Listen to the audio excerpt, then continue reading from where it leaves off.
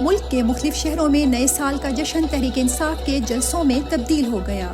Chairman Tehreek Insaf و سابق وزیر اعظم عمران خان کی غیر قانونی قید کو آج 149 روز گزر گئے ہیں۔ عمران خان پچھلے 5 ماہ سے قوم سے دور ہیں، مگر نہ قوم عمران خان کو بھولی نہ عمران خان قوم کو۔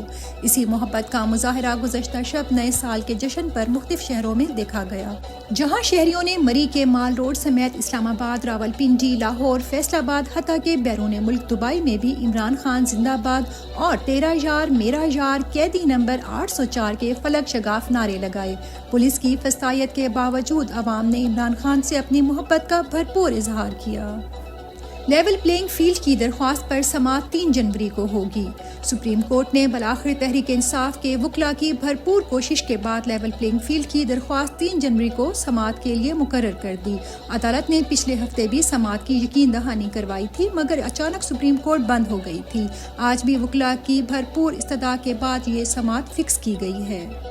جمشید دستی کے گھر بربریت کی انتہا کر دی گئی، مگر قاضی کی عدالت خاموش۔ جمشید دستی نے جاری کردہ ویڈیو پیغام میں بتایا، چیف جسٹس صاحب میں آپ سے مخاطب ہوں۔ میرے گھر پر سی ٹی ڈی، پولیس اور خفیہ ایجنسیوں کا حملہ، پاکستان کے محافظوں نے میری فیملی پر ظلم ڈھائے، 3 گھنٹے تک پوری فیملی کو یرغمال بنائے رکھا، میری بیوی کو ننگا کیا، میرا 10 ماہ کا بچہ زاروں قطار روتا رہا۔ ظلم کی انتہا ہو گئی ہے، میں پاگل ہو چکا ہوں، میں مرنا چاہتا ہوں۔ موبائل فون چھینے، کیمرے اور جو کچھ ہاتھ لگا ساتھ لے گئے۔ چیف جسٹس صاحب اس بربریت پر کب نوٹس لیں گے؟ قائم مقام چیئرمین تحریک انصاف بیرسٹر گوہر کی میڈیا سے گفتگو۔ بیرسٹر گوہر نے میڈیا سے گفتگو کرتے ہوئے کہا، عدالت عظمیٰ ریٹرننگ افسران کی جانب سے بڑے پیمانے پر تحریک انصاف کے امیدواروں کی کاغذات نامزدگی مسترد کیے جانے کے ناقابل جواز عمل کا نوٹس لے۔ ہمیں بدترین انتقامی کارروائیوں کا نشانہ بنایا جا رہا ہے اور بحیثیت جماعت ہدف بنائے جانے کا سلسلہ جاری ہے۔ بانی چیئرمین عمران خان صراحت سے کہہ چکے کہ ہمارا ریاست کے کسی ادارے یا شخصیت سے کوئی تصادم ہے، نہ جھگڑا۔ ہم جمہور کو دستور کے تحت اقتدار و اختیار کا ملک سمجھتے ہیں اور ملک میں صاف، شفاف اور منصفانہ الیکشن چاہتے ہیں۔ عدالت عظمیٰ صورتحال کا نوٹس لے اور اس کے بروقت تدارک کے لیے مؤثر اقدام کرے۔ ڈار خاندان کی خواتین عمران خان کے ساتھ ڈٹ گئیں۔ پہلے عثمان ڈار اور اب عمر ڈار کو اغوا کر لیا گیا ہے۔ عمر ڈار کی بیٹی نے والد کی بازیابی کی درخواست پر سماعت کے بعد آج میڈیا سے گفتگو کرتے ہوئے کہا، شرم آنی چاہیے، پولیس نے جس بے خودگی اور بے شرمی کے ساتھ میرے بابا عمر ڈار کو اغوا کیا ہے، یہ جو مرضی کر لیں۔ ہمارے گھر کی تمام خواتین عمران خان کے ساتھ کھڑی ہیں۔ یہ ملک اب بدل چکا ہے، یہ نوجوانوں کا ملک ہے۔ جبکہ ڈار برادران کی والدہ نے کہا، میرے بیٹوں سے جو مرضی کروا لیں، میں عمران خان کا ساتھ آخری سانس تک ساتھ نبھاؤں گی۔ شاہ محمود قریشی کا اڈیالہ جیل سے پیغام میں کہا، میرے تمام پاکستانیوں کو امن اور ترقی کا نیا سال مبارک ہو۔ میری دعا ہے 2024 سب کے لیے استحکام اور ہم آہنگی کے دور کا آغاز کرے۔ میں اس تاریک اور کٹھن وقت میں اپنے خیر خواہوں اور چاہنے والوں کی حمایت اور دعاؤں کے لیے ان کا تہہ دل سے شکریہ ادا کرتا ہوں۔ میں ہمیشہ پاکستان کی خود مختاری، قانون کی حکمرانی اور جمہوری اصولوں اور اقدار کے لیے کھڑا رہا ہوں۔ پاکستان زندہ باد۔ مراد سعید کے والد نے پشاور ہائی کورٹ سے رجوع کر لیا۔ مراد سعید کے والد نے اپنے بیٹے کی ضمانت کے لیے پشاور ہائی کورٹ سے رجوع کر لیا۔ جتنے مقدمات مراد سعید کے خلاف درج ہیں، ضمانت دی جائے۔ متعلقہ عدالتوں میں پیش ہونا چاہتے ہیں۔ درخواست میں مقدمات کی تفصیلات فراہم کرنے کی بھی استدعا۔ ریٹرننگ افسران کا امیدواروں کو کاغذات نامزدگی مسترد کرنے کے فیصلے کی نقول دینے سے انکار۔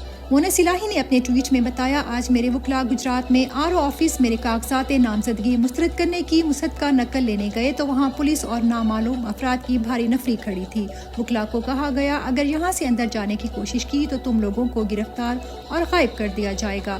میں نے اپنے وکلاء کو کہا ہے کہ الیکشن کمیشن جا کر کمپلین دائر کرے، کیونکہ تیسری دفعہ گرفتار ہونے کا کوئی فائدہ نہیں۔ فورٹ عباس کے حلقے NA 163 کے ریٹرننگ آفیسر ارسلان بشیر کھٹانہ نے شوکت بسرا اور مسز شوکت بسرا کے کاغذات نامزدگی مسترد کیے اور اب ریٹرننگ آفیسر ان کی نقل فارم دینے سے بھی انکاری ہے اور وہ اور ان کا عملہ صبح سے اپنے دفتر سے بھی غائب ہیں۔ اسی طرح دیگر امیدواروں کو بھی انکار کیا جا رہا ہے تاکہ بروقت اپیل درج نہ کر سکیں۔ ریٹرننگ افسر کے بعد الیکشن ٹریبیونل کے جج کا بھی جانبدارانہ رویہ۔ الیکشن ٹریبیونل کے جج کا فردوس شمیم کی درخواست سننے سے انکار۔ جج کے انکار پر فردوس شمیم نقوی کی درخواست نئے بینچ کے روبرو پیش کرنے کے لیے چیف جسٹس کو بھیج دی گئی۔ نقاب پوش اہلکاروں نے وکیل کا گریبان پھاڑ دیا، گھسیٹتے ہوئے ساتھ لے گئے۔ رہنما تحریک انصاف زاہد اقبال چودھری کے پاور آف اٹرنی وکیل عبدالوہاب بلوچ کے ساتھ نقاب پوش پولیس کے لوگوں کا یہ سلوک قابل مذمت ہے۔ دراصل یہ گریبان عبدالوہاب کا نہیں پھاڑا گیا، یہ ہر اس شخص کا گریبان پھاڑا گیا ہے جو رول آف لا پر یقین رکھتا ہے۔ نون لیگ کی پرویز خٹک سے زیادہ کمزور حالت پر الیکشن کمیشن کا ایکشن۔ الیکشن کمیشن کا حلقوں میں سروے کرانے والے چینلز کے خلاف کارروائی کے لیے پیمرا کو ہدایت۔ اب تک آنے والے تمام نتائج میں تحریک انصاف واضح برتری سے لیڈ کر رہی ہے، جبکہ نون لیگ دور دور تک نظر نہیں آتی۔ پی ٹی ایم کی مچائی ہوئی تباہی پر نون لیگ کے اہم رہنما بھی بول پڑے۔ نون لیگ کے سینئر رہنما سابق گورنر سندھ محمد زبیر نے نجی چینل کو انٹرویو دیتے ہوئے کہا، ہمارے 16 ماہ کی حکومت کے دوران نہ صرف تاریخی مہنگائی ہوئی بلکہ معیشت بھی سکڑ گئی تھی۔